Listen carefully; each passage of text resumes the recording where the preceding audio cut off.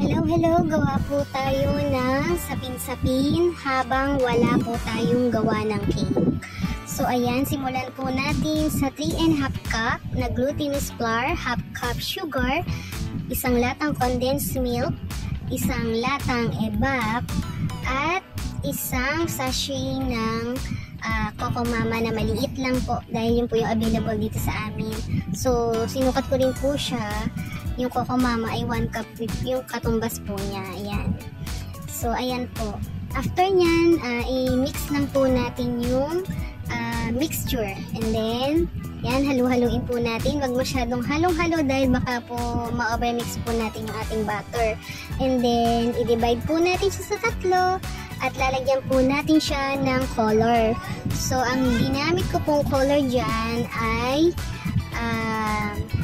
purple, orange, and then yellow. So, sa orange ginamit ko lang po ay red and yellow.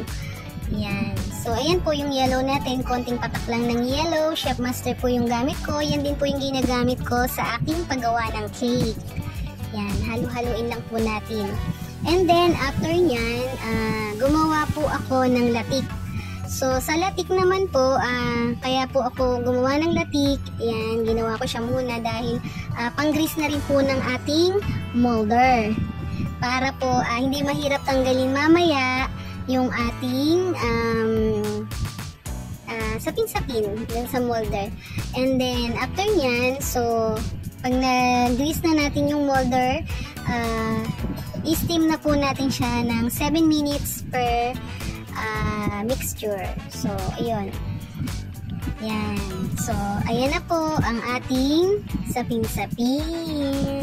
Yan yung first layer. And then, second layer pagka naluto na. And then, third layer. So, ito yung ating finished product. Yan. Hindi na po natin nabidyohan yung sasalang kanina. So, ganun lang din naman po yun. Yan. And then, arrange natin sa isang bilao. Ayan. Meron na po tayong merienda mamayang hapon. Ayan. So, ayan po. Maraming salamat po sa panonood. Please like and share.